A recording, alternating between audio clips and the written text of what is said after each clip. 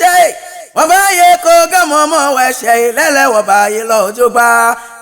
gamomo weshe wabaye le ojogba afine gbese domi omowo e ba ngo temo sandeku ni aduplafo ni ti enyono gbese domi manche na kwama ni ti keklemono gbese domi manye His Royal Majesty Dr. ni ayibote ni ti enyono gbese manche ni le no eji adonti ke Aga State ameke amefoni ni amepegade ngbe fe ni afine ameba fata me kayi amegbese domi omowo obi aka mebe ne kini fe mo ne baba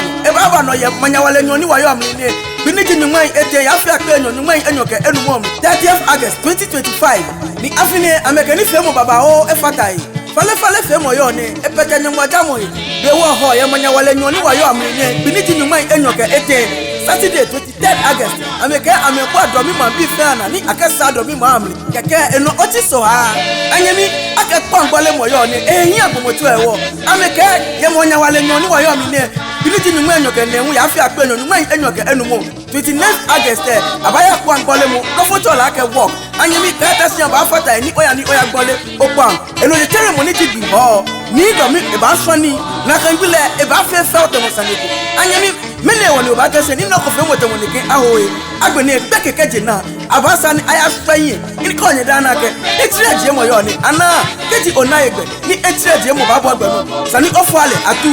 ene wo ni gbese domi mo te ga ebu amo fe mo na gemba domi park ni abana ba fe le ke ni fe mo ni na kan gbile egbe ke e ba won temo saneko abala gospel abala hip life abala life la ni otewo ni onuke otwe anyemi ba gbese domi omowo ni oba die o hetire agbeni ni ho lo baba o baba jeme no fe no ni otewo ni o he no ye ba ni ko ye jeme no wo keji o ba jeme ba jeme ke mi se ni o ke mi se ba si jeme ke ya si gbese domi omowo 2025 anyemi e ba won to mo siklete